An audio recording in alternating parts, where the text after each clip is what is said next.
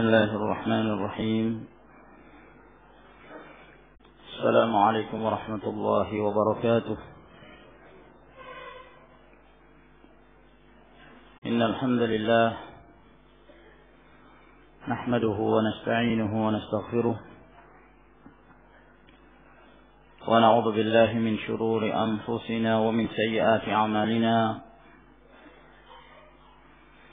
من يهده الله فلا مضل له ومن يضلل فلا هادي له، وأشهد أن لا إله إلا الله وحده لا شريك له، وأشهد أن محمدا عبده ورسوله. يا أيها الذين آمنوا اتقوا الله حق تقاته ولا تموتن إلا وأنتم مسلمون. يا أيها الناس اتقوا ربكم الذي خلقكم من نفس واحدة وخلق منها زوجها وبث منهما رجالا كثيرا ونساء، واتقوا الله الذي تساءلون به والأرحام إن الله كان عليكم رقيبا. يا أيها الذين آمنوا اتقوا الله وقولوا قولا سديدا يصلح لكم أعمالكم ويغفر لكم ذنوبكم، ومن يطع الله ورسوله فقد فاز فوزا عظيما. أما بعد، فإن أصدق الحديث كلام الله تعالى، وهدي محمد وسلم، وشر الأمور محدثاتها، فإن كل محدثة بدعة، وكل بدعة ضلالة، وكل ضلالة في النار. Alhamdulillah, kita bersyukur pada Allah Subhanahu wa taala yang tidak henti-hentinya melimpahkan pada kita anugerah dan kenikmatan-kenikmatannya, sehingga pada malam hari ini kita masih diberikan kesempatan untuk berkumpul dalam majelis ilmu, melanjutkan kajian kita dari pembahasan Sahihul Imam Al-Bukhari rahimahullahu ta'ala. Dan kita masih dalam Kitabul Ilmi, bab yang menjelaskan tentang bolehnya marah dalam memberikan mau'izah, dalam memberikan nasihat dan pelajaran apabila dia melihat ada sesuatu yang dia tidak senangi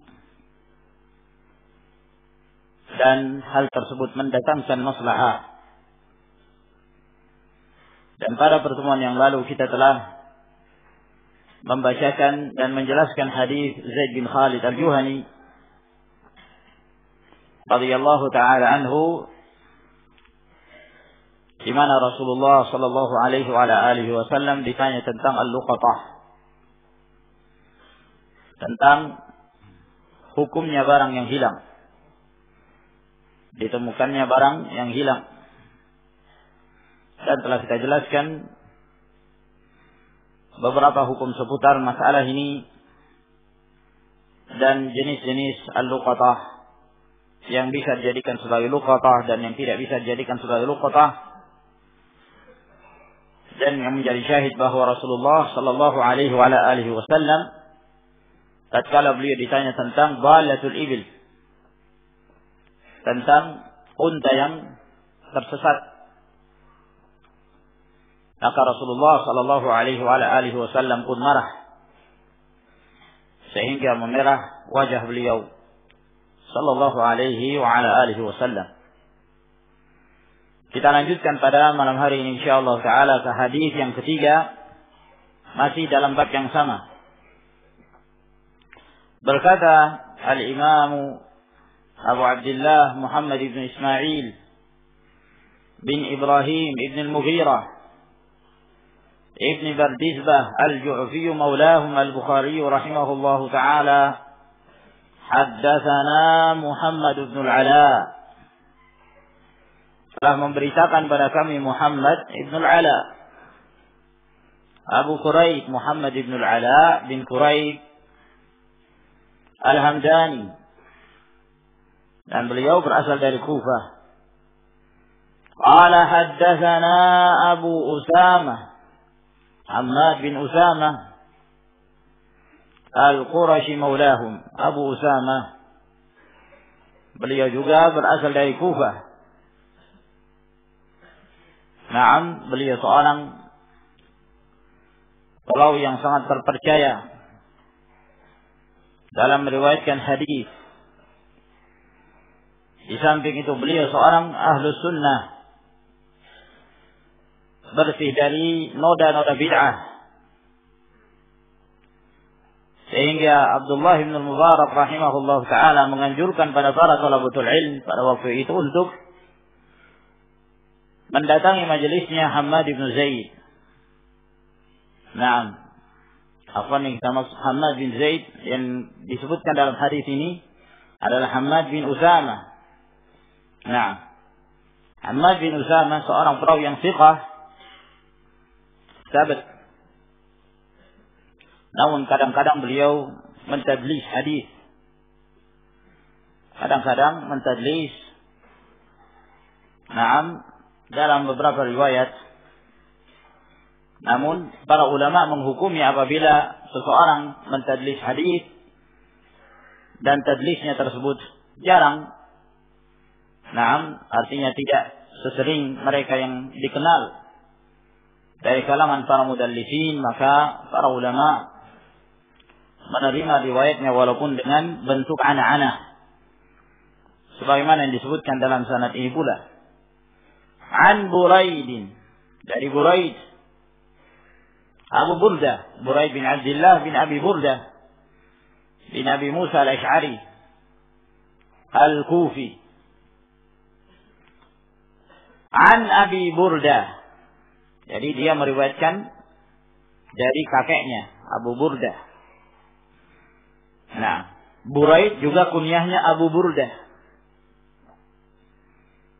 Dan kakeknya juga kunyahnya Abu Burda. Dan berselisih para ulama tentang siapa nama beliau. Ada yang mengatakan Abu Burda ini anaknya Abu Musa al-Ash'ari, namanya Amir. Ada pula yang berpendapat yang lain. Yang jelas beliau masyhur dengan kunyah. Dan ada pula yang mengatakan bahwa namanya adalah kunyahnya. Abu Burdah itu kunyahnya dan itu namanya. An Abi Musa radhiyallahu ta'ala anhu Abdullah bin Qais. Jadi dari sanad hadis ini kita mendapatkan faedah bahwa seluruh perawi-perawi yang terdapat di dalam sanad ini mereka semuanya berasal dari Kufah. Seluruhnya orang-orang Kufah. Dan di antara faedah dari sanad hadis ini riwayat keluarga. Buraid meriwayatkan hadis ini dari kakeknya, dari ayahnya kakeknya, yaitu Abu Musa al-Ash'ari, salah seorang di antara sahabat yang ma'ruf, yang masyhur dari sahabat Nabi sallallahu alaihi wa ala alihi wasallam. Qala, berkata Abu Musa, su'ila Nabi sallallahu alaihi wa ala alihi wasallam, bahwa Nabi sallallahu alaihi wa ala alihi wasallam beliau ditanya an asya'a karihaha, tentang beberapa hal yang beliau tidak senang, beliau membenci. Nah, macam-macam pertanyaan orang-orang yang datang kepada Rasulullah sallallahu alaihi wasallam pada waktu itu.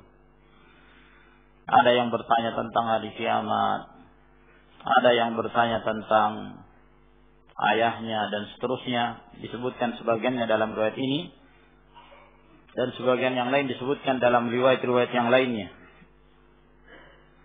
Maka di sini Nabi Shallallahu Alaihi Wasallam ditanya tentang hal-hal yang beliau tidak suka. Nah, beliau membencinya. Falamma ufir alaihi ghadiba. Ketika diperbanyak pertanyaan itu kepada Nabi Shallallahu Alaihi Wasallam, maka marahlah Nabi Shallallahu Alaihi Wasallam. Marah Rasulullah Alaihi Wasallam. Yang ini bertanya, yang satu lagi bertanya. Selesai, yang satu lagi datang bertanya. Nah, diperbanyak pertanyaan kepada Rasulullah. Yang pertanyaan itu adalah pertanyaan yang beliau tidak suka. Akhirnya Rasulullah marah. Tsumma qala lin-nasi, kemudian beliau mengatakan kepada manusia yang ada di sekitarnya pada waktu itu, "Saluni amma syi'tum." Ya, ayo, tanya terus. Tanyakan kepadaku, apa saja yang kalian inginkan? Sekalian. Ayo, silakan bertanya. Padahal di wajah Nabi Shallallahu Alaihi Wasallam itu sudah menampakkan kekesalan beliau, ketidaksukaan beliau. Nah, sekalian Rasulullah Alaihi Wasallam seperti menantang mereka. Saluni, ayo bertanya, silakan. Nah, sebahagian para sahabat itu paham bahwa Rasulullah SAW ini marah. Tapi ya, ada sebagian mereka yang tidak mengerti, mendengarkan Rasulullah SAW menyuruh mereka bertanya, ya sekalian. Qala rajulun, akhirnya ada orang datang lalu bertanya, "Man abi?" Siapa ayahku wahai Rasulullah? Siapa ayahku? Nah, qala abuka Hudzafah. Kata Rasulullah, bapakmu itu Hudzafah namanya. Nah, yang datang ini seorang sahabat yang bernama Abdullah bin Hudzafah. Nah, sebagian para ulama menyebutkan bahwa mengapa ya Abdullah bin Hudzafah bertanya tentang ayahnya. Nah, karena pada waktu itu beliau tidak mengetahui siapa ayah beliau yang sebenarnya. Beliau dinisbahkan kepada yang bukan ayahnya. Sebagaimana yang kita tahu pada zaman jahiliyah, tabanni, ya, mengadopsi anak itu adalah perkara yang masyhur. Sekarang mulai lagi, diresmikan lagi. Nah, ini sunnah jahiliyah, mengadopsi anak. Nah, dan dinisbahkan anak itu kepadanya.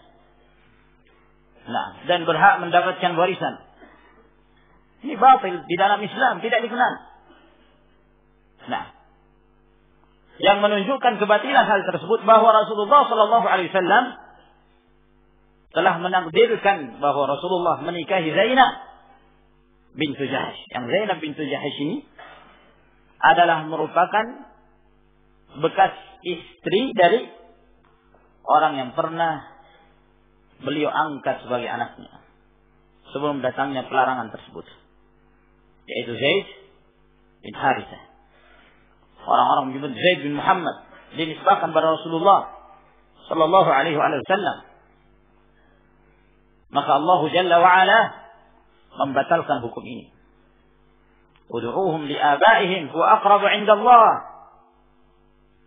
Panggil mereka dengan ayah-ayah mereka, nisbahkan kepada ayah mereka.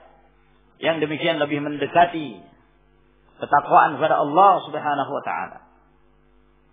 Ketika terjadi perceraian antara Zaid dengan Zainab, maka Allah Subhanahu wa taala yang menikahkan Rasulullah Sallallahu Alaihi Wasallam dengan Zainab bintu Jahsh. Nah, untuk meyakinkan kepada kaum muslimin bahwa tidak ada yang diistilahkan dengan tabanni. Nah, sebab kalau benar-benar anaknya tidak boleh dinikahi oleh ayahnya. Nah, untuk membatalkan hukum tersebut bahwa dalam Islam tidak dikenal yang namanya adopsi, maka Rasulullah Sallallahu Alaihi Wasallam menikahi Zainab dengan ketetapan dari Allah Subhanahu Wa Taala. Nah, ma'asyiral muslimin rahimakumullah, Abdullah bin Hudzafah sebelum beliau mengetahui ayahnya, dia dinisbahkan kepada yang bukan ayahnya. Sehingga dia tidak tahu. Datang kepada Rasulullah. Ya Rasulullah, siapa ayah saya? Dari mana Rasulullah SAW mengetahui? Ya tentunya dari wahyu. Maka Rasulullah SAW menjawab dengan wahyu. Abuka Hudzafah. Ayahmu itu Hudzafah. Faqama akhar. Berdiri lagi yang lainnya. Faqala, lalu dia bertanya, mana dia Rasulullah? Kalau bapak saya siapa ya Rasulullah? Ini pertanyaan bapak-bapak ini. Yang ini nanya siapa bapaknya, yang satu lagi nanya siapa bapaknya. Kalau bapak saya siapa ya Rasulullah? Dia juga rupanya nggak tahu siapa ayahnya. Faqala abuka Salim maula Syaibah. Bapak kamu itu Salim maula Syaibah. Yang bertanya ini Sa'ad. Ya. Dia bernama Sa'ad bin Salim. Maula Syaibah bin Rabi'ah. Nah, terus orang bertanya kepada Rasulullah. Umar bin Al-Khattab radhiyallahu ta'ala anhu faham bahwa Rasulullah ini marah. Beliau marah. Nah. Falamma ra'a Umar ma fi wajhihi qala. Tatkala Umar radhiyallahu ta'ala anhu melihat wajah Nabi sallallahu alaihi wasallam yang berubah, maka beliau pun mengatakan, ya Rasulullah, inna natubu ila Allah azza wa jalla. Sesungguhnya kami bertaubat kepada Allah azza wa jalla. Karena beliau memahami bahwa mereka telah berbuat kesalahan di hadapan Rasulullah sallallahu alaihi wasallam. Dalam riwayat yang lain disebutkan setelah hadis ini bahwa Umar bin Khattab ketika melihat dan merasakan bahwa mereka telah bersalah, maka Umar baraka ala rukbatayhi, yani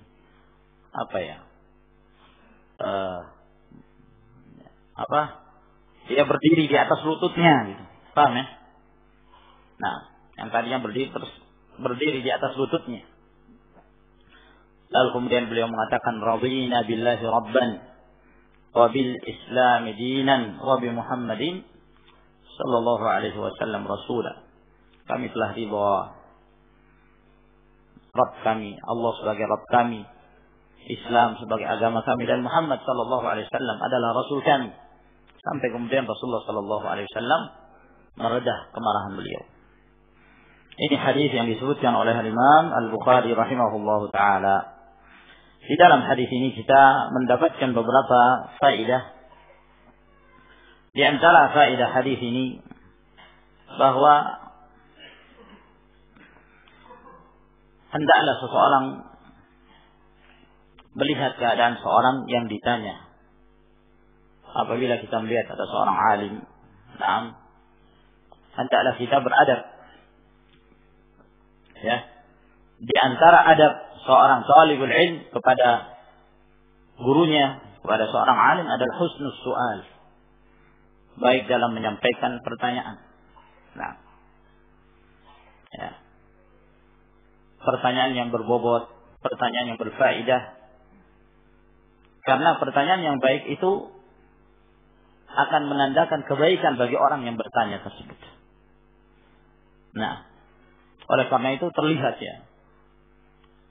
Nah, dari keadaan seorang bertanya, terlihat dari situ wataknya gimana, keadaannya bagaimana, akhlaknya bagaimana.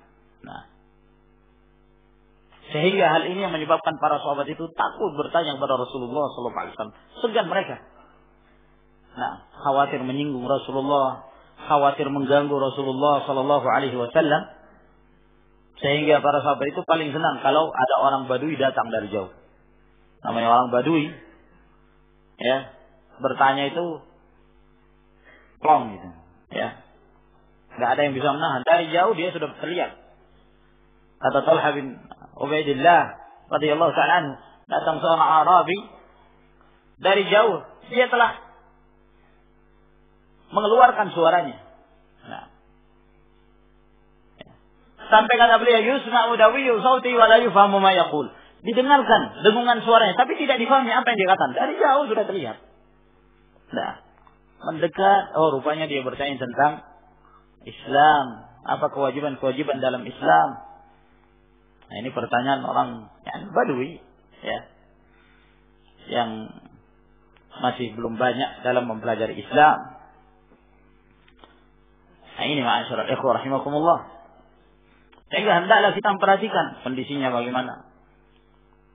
Sehingga Rasulullah sallallahu alaihi wasallam ditanya tentang hal yang sampai beliau membencinya. Dan beliau tidak suka. Nah, dari sini juga menjelaskan kepada kita bahwa pertanyaan itu ada yang terpuji, ada pula yang tidak terpuji. Yang terpuji yaitu yang bermanfaat, yang berbuah amalan. Naam, yang memberikan faedah dalam urusan kita, baik dalam urusan dunia atau dalam perkara akhirat. Nah, dan kebanyakan pertanyaan sahabat itu demikian keadaannya. Nah, pertanyaan seperti ini dianjurkan, bahkan terkadang menjadi wajib hukumnya apabila kita benar-benar tidak mengetahui. Wajib hukumnya bertanya kepada ulama.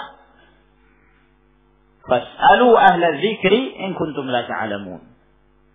Hendaklah kalian bertanya kepada ulama apabila kalian tidak mengetahui. Wajib.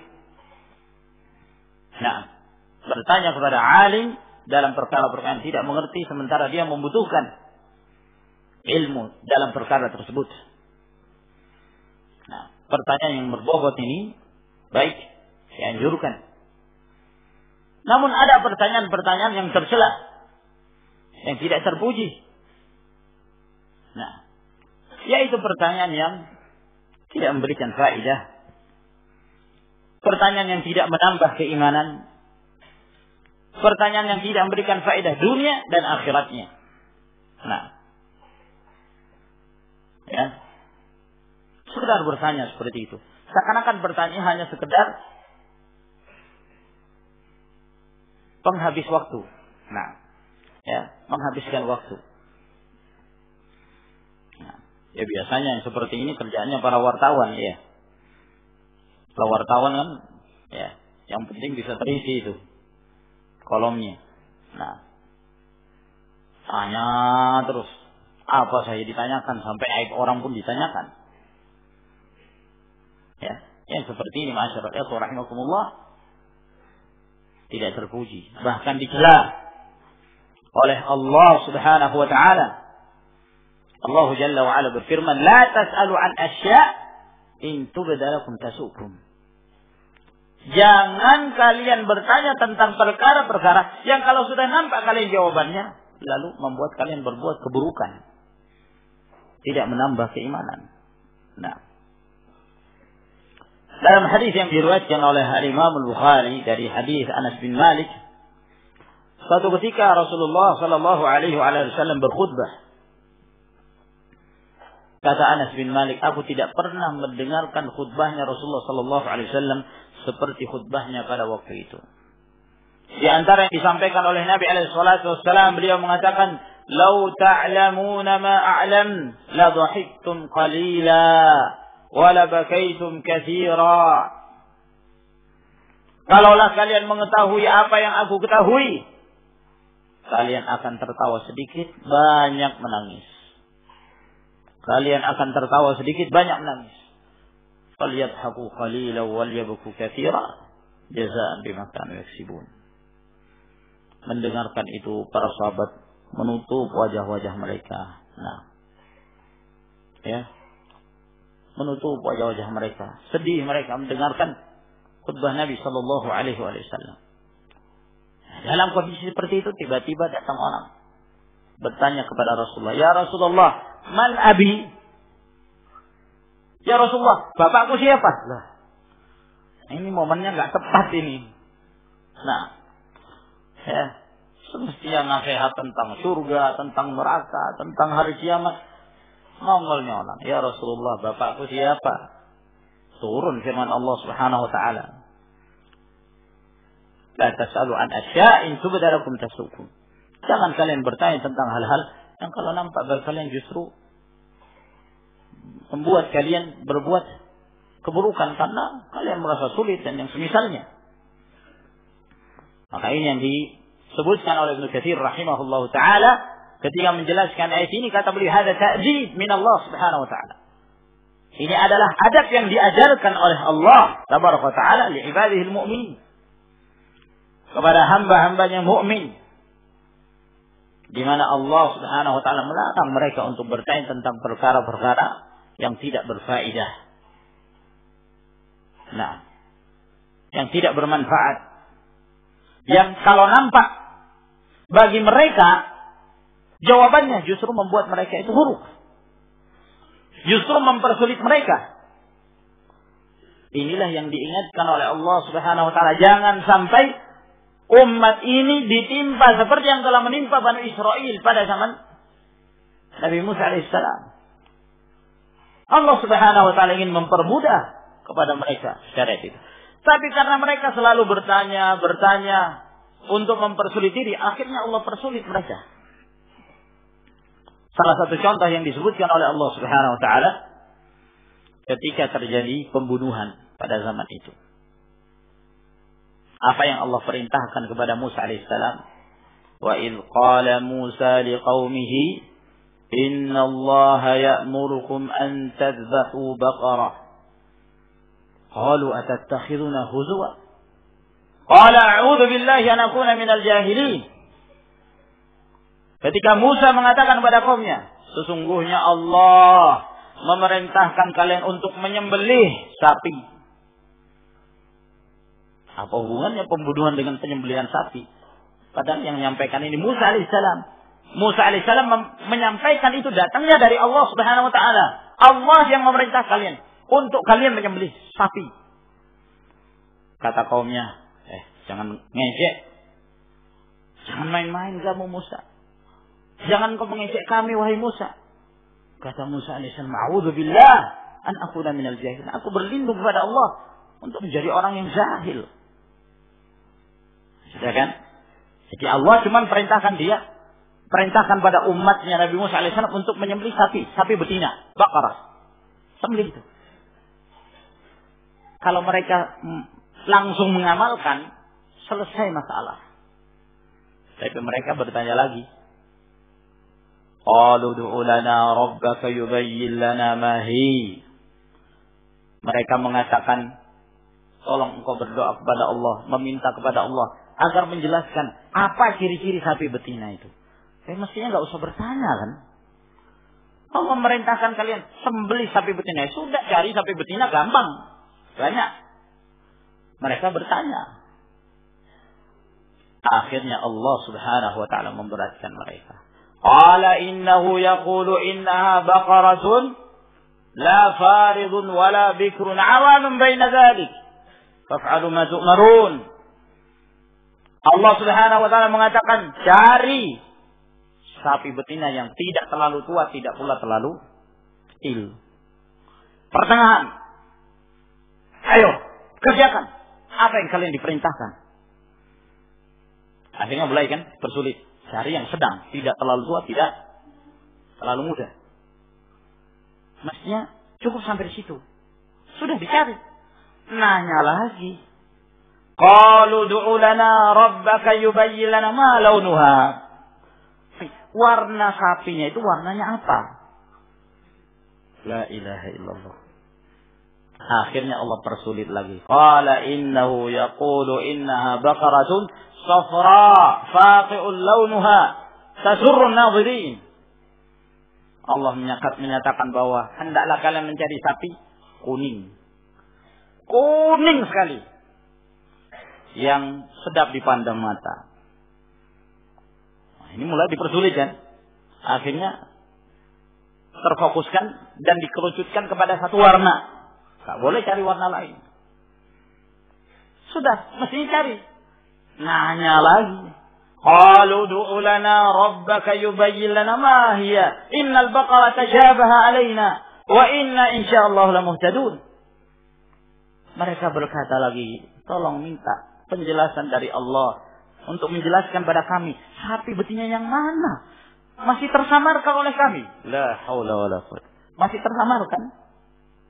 Nah, dan setelah itu kami akan mendapatkan petunjuk tentang hal itu. Akhirnya Allah persulit lagi. Qala innahu yaqulu innaha baqaratun la dhalulun tuthirul ard Wala tasil har musallamatun la syata fiha. Nah, Allah Subhanahu wa taala menjelaskan bahwa kalian mencari sapi yang bukan sapi pekerja. Tidak pernah membajak. Bukan sapi yang kerjanya di sawah. Sapi yang bersih, yang tidak ada warna lain kecuali warnanya. Ayo, cari. Lalu kata mereka, al-an ji'ta, sekarang kamu mendatangkan yang benar sudah. Kata Allah, wa ma kadu yafalun, hampir mereka itu tidak melakukan perbuatan itu. Lihat. Ini perbuatan mereka, Bani Israel mempersulit diri mereka sendiri. Nah, inilah yang diingatkan oleh Allah Subhanahu wa taala. Jangan seperti mereka. Kalau sudah nampak jawabannya justru membuat mereka berbuat kejelekan, menyulitkan mereka sendiri. Oleh karena itu, dalam sebuah hadis yang diriwayatkan oleh Ibnu Hibban dan yang lainnya, bahwa suatu ketika Rasulullah SAW berkhutbah, lalu kemudian beliau mengatakan, Inna Allah farada alaikumul hajja fahujju. Sesungguhnya Allah memerintahkan kalian agar kalian menunaikan ibadah haji. Berhajilah kalian. Nah, perintahkan berhaji. Berhajilah kalian. Ya kan? Sebenarnya sabda Nabi SAW ini jelas. Perintah berhaji. Artinya kalau sudah haji berarti sudah melaksanakan kewajiban. Di sini kan tidak disebutkan berapa jumlah haji yang diharuskan. Nah, mestinya mengamalkan. Tidak perlu ditanyakan lagi. Ada seorang datang, lalu dia bertanya kepada Rasulullah, Ya Rasulullah, afi kulli am? Wahai Rasulullah, apakah kewajiban haji itu setiap tahun? Bertanya. Nah, diam Nabi SAW. Sampai 3 kali orang ini bertanya. Baru kemudian Nabi SAW mengatakan, Lau qultu na'am la wajabat wa la mastata'tum. Kalau aku mengatakan iya, akan menjadi wajib atas kalian. Dan niscaya kalian tidak akan mampu melakukannya. Lalu kemudian Rasulullah SAW menasihatkan, Zaruni ma taraktukum. Biarkanlah apa yang telah aku tinggalkan untuk kalian. Biarkan itu saja. Tidak perlu kalian pertanyakan yang menyebabkan kalian merasa sulit akhirnya. Wa inna ma halaka man kana qablakum kathratu su'alihim wa ikhtilafum ala anbiya'ihim. Kebanyakan sesungguhnya menyebabkan binasa orang-orang sebelum kalian terlalu banyak bertanya. Nah, dan mereka suka menyelisihi nabi-nabi mereka. Yang menjadi syahid dari apa yang kita sebutkan di sini, bahwa pertanyaan-pertanyaan tidak bermanfaat, tidak berfaedah, tidak perlu ditanyakan. Nah, justru itu menjadi keburukan. Nah, hal-hal yang telah dihalalkan sudah. Kita menghalalkan apa yang dihalalkan oleh Allah. Kita mengharamkan apa yang diharamkan oleh Allah Subhanahu wa taala. Jangan sampai ada sesuatu yang halal, akhirnya dengan pertanyaan kita menjadi haram. Ini termasuk dosa yang paling besar di sisi Allah Subhanahu wa taala. Dalam riwayat Al-Imam Al-Bukhari dan Muslim dari hadis Sa'ad bin Abi Waqqas radhiyallahu ta'ala anhu, kata Nabi sallallahu alaihi wasallam, "Inna a'zama al-muslimin jurman man sa'ala 'an syai'in lam yahrum fa hurrima min ajli mas'alatihi." Sesungguhnya kaum muslimin yang paling besar dosanya adalah seorang yang bertanya tentang sesuatu yang tidak haram, akhirnya diharamkan karena pertanyaannya dia. Berusaha ditanyakan bagaimana caranya supaya menjadi haram, asalnya halal. Nah,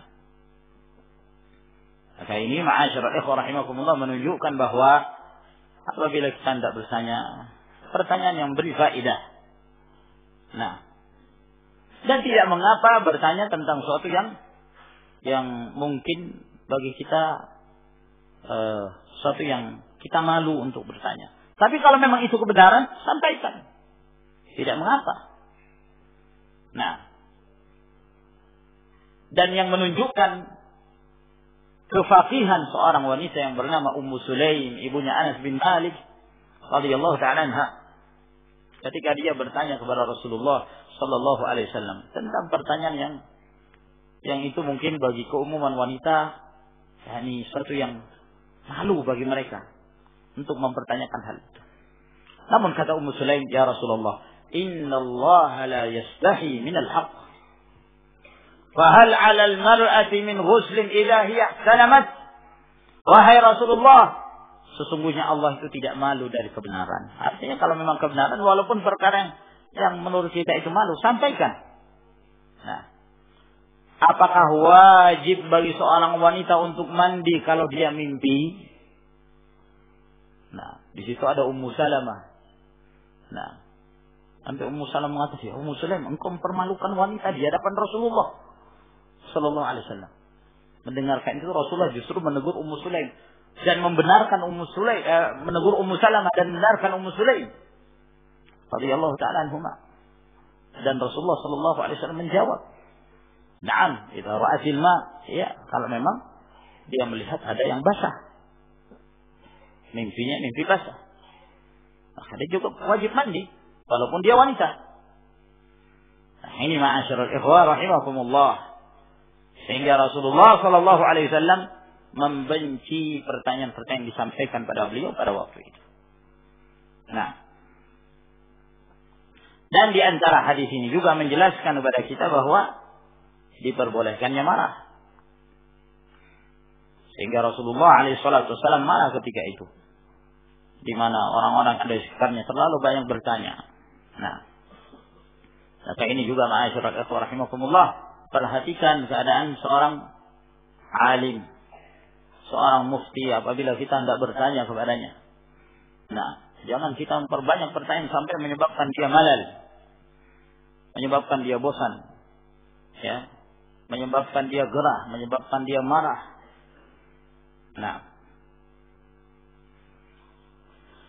dan juga di dalam hadis ini keutamaan Umar bin Al-Khattab radhiyallahu taala anhu, di mana Umar bin Al-Khattab mengetahui keadaan Rasulullah sallallahu alaihi wasallam, dan tentunya orang yang sering berjalan bersama dengan seseorang itu lebih mengetahui daripada orang yang tidak lama bersama dengan orang tersebut. Nah, Umar bin Al-Khattab yang semenjak di Makkah bersama Rasulullah sallallahu alaihi wasallam, sehingga mengetahui kapan Rasulullah sallallahu alaihi wasallam itu marah, kapan Rasulullah sallallahu alaihi wasallam itu merasa tenang, kapan Nabi alaihi wasallam itu merasa jengkel. Yang itu tidak diketahui oleh sebagian sahabat yang mereka belum lama bersama Rasulullah sallallahu alaihi wa ala alihi wasallam. Dari sini juga menjelaskan bagi kita bahwa orang dekatnya seorang itu lebih mengetahui keadaan orang itu daripada yang lain.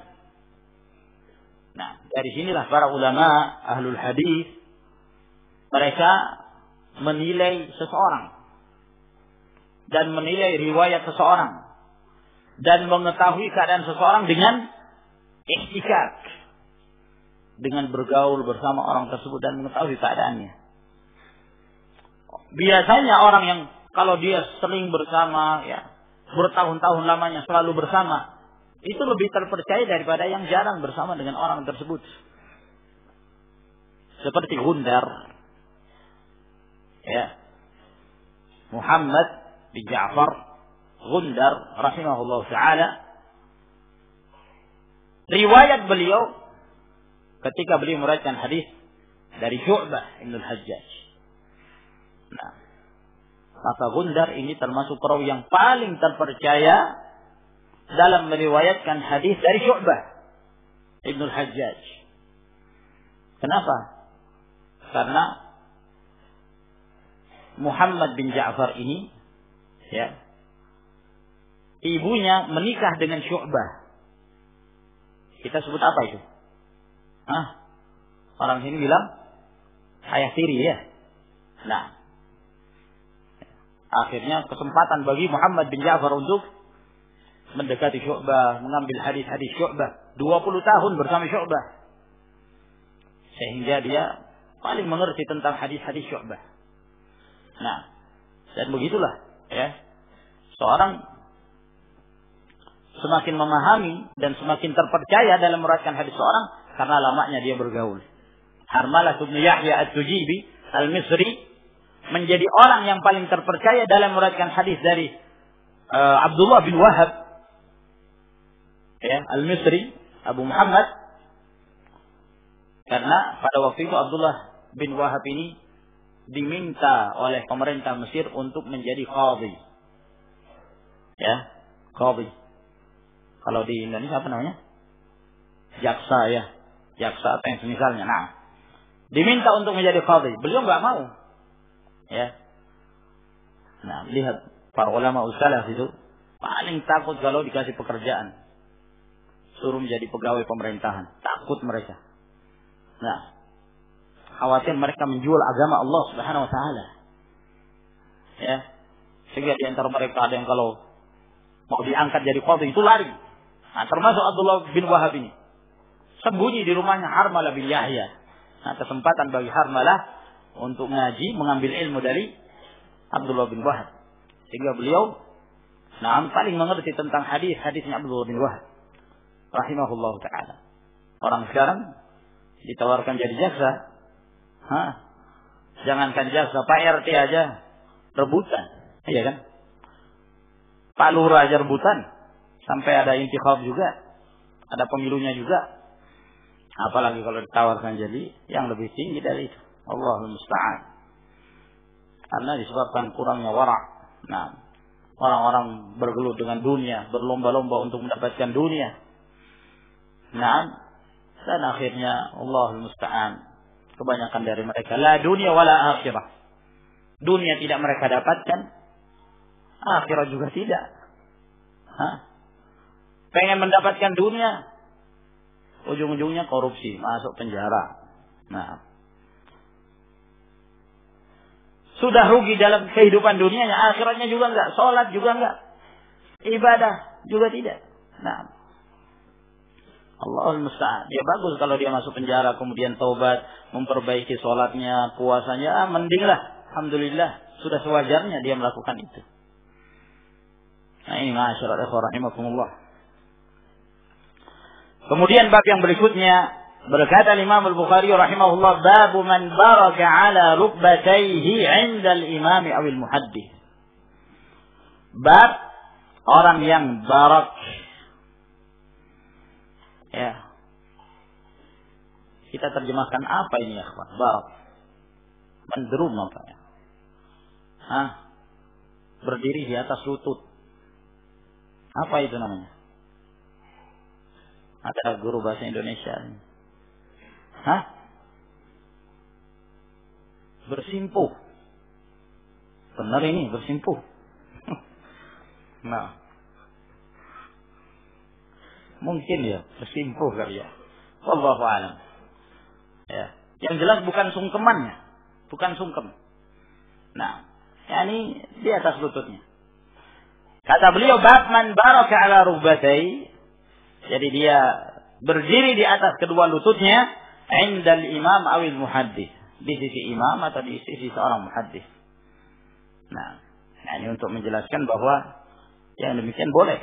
Nah, asal tidak dimaksudkan padanya menyanjung, mengagungkan.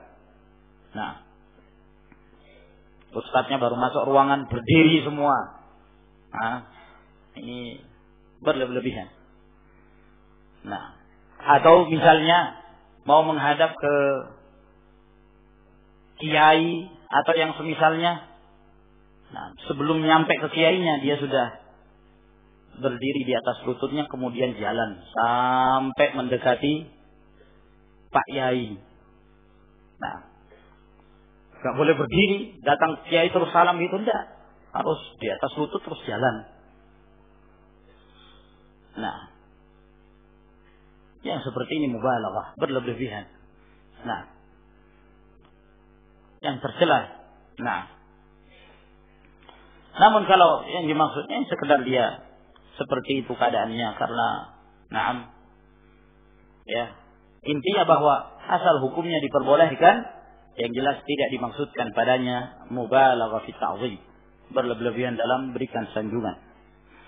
Berkata Imam Al-Bukhari rahimahullah ta'ala, haddatsana Abu Yaman Al-Hakam bin Nafi' Al-Bahrani qala akhbarana Shu'aib bin Abi Hamzah Dinar an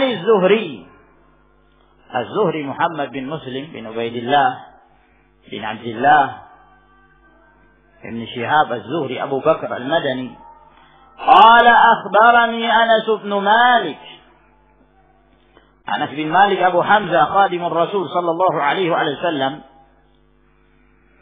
anna Rasulullah sallallahu alaihi wasallam kharaja, bahwa suatu ketika Rasulullah alaihi wasallam keluar. Faqama Abdullah bin Hudzafah, maka berdirilah Abdullah bin Hudzafah, faqala, lalu dia mengatakan, man abi? Wahai Rasulullah, siapa bapakku? Faqala abuka Hudzafah, bapakmu Hudzafah. Thumma aktsara ayyaqul saluni, kemudian Rasulullah sallallahu alaihi wasallam terus mengatakan kepada mereka, ayo bertanya kepadaku, ayo bertanya. Fabaraka Umar ala rukbatayhi, maka Umar radhiyallahu ta'ala anhu berdiri di atas kedua lututnya. Naam. Faqala, lalu kemudian beliau mengatakan, radina billahi rabban wa bil islam dinan wa bi Muhammadin sallallahu alaihi wa ala alihi wasallam nabiyyan, fasakata. Lalu berkata Umar, kami telah ridha Allah sebagai Rabb kami, Islam sebagai agama kami, dan Muhammad sallallahu alaihi wa ala alihi wasallam sebagai nabi kami. Maka diamlah Nabi alaihi wasallam. Nah, maka di dalam hadis ini kita melihat ada perbedaan, ya, bahwa di dalam hadis yang sebelumnya Umar mengatakan, inna natubu ilallah azza wa jalla, wahai Rasulullah, kami bertaubat kepada Allah. Dalam hadis ini tidak ada penyebutan itu. Yang ada, radina billahi rabban wa bil islami dinan wa bi Muhammadin sallallahu alaihi wasallam nabiyyan. Nah, dan tidak ada pertentangan antara kedua riwayat ini. Para ulama mengkompromikan bahwa masing-masing perawi menyampaikan apa yang mereka ketahui. Nah, yang satunya menyampaikan bahwa ketika itu Umar bin Khattab mengatakan, kami bertaubat kepada Allah Azza wa Jalla. Beliau menghafal itu, dan tidak menghafal bahwa Umar mengatakan kalimat yang berikutnya, radina billahi rabban. Ternyata diriwayatkan oleh yang lain apa yang dia dengarkan dari Umar bin Khattab, bahwa Umar mengatakan radina billahi rabban wa bil islam dinan, dan seterusnya, sehingga masing-masing menyampaikan apa yang dia dengarkan. Nah, sehingga dari sini menunjukkan bahwa Umar mengatakan kedua kalimat tersebut. Hanya kita tidak mengetahui mana yang lebih dahulu dan mana yang kemudian. Yang jelas Umar bin Khattab ketika melihat bahwa Rasulullah sallallahu alaihi wasallam terlihat marah, maka beliau mengucapkan dua kalimat ini. Beliau mengatakan, ya Rasulullah, kami bertaubat kepada Allah dari perbuatan ini. Dan beliau setelah juga mengatakan, kami telah ridha Allah sebagai Rabb kami, Islam sebagai agama kami, dan Muhammad sallallahu alaihi wasallam sebagai nabi kami. Dan dari sini juga jelaskan kepada kita kewajiban kita menghormati dan memuliakan Nabi sallallahu alaihi wasallam. Jangan mendatangkan sesuatu yang menyebabkan Rasulullah alaihi menjadi marah. Jangan. Hal yang demikian tidak diperbolehkan. Oleh karena itu, adab bersama Rasulullah sallallahu alaihi wasallam berbeda dengan adab dengan selain Nabi alaihi salatu wassalam. Ya, kita tidak diperbolehkan mengangkat suara di dekat Nabi sallallahu alaihi wasallam. Apabila kita memanggil Rasulullah, panggillah dengan panggilan yang yang mulia. Wahai Nabiullah, wahai Rasulullah. Nah, jangan panggil seperti kita manggil yang lain, manggil namanya. Dalam rangka memuliakan Rasulullah sallallahu alaihi wa ala alihi wasallam. Baik, saya kira sampai sini insyaallah yang kita jelaskan dari pembahasan kita dari Sahihul Bukhari rahimahullah. Insyaallah kita lanjutkan di pertemuan yang berikutnya. Wa akhiru da'wana alhamdulillahi rabbil alamin. Assalamualaikum warahmatullahi wabarakatuh.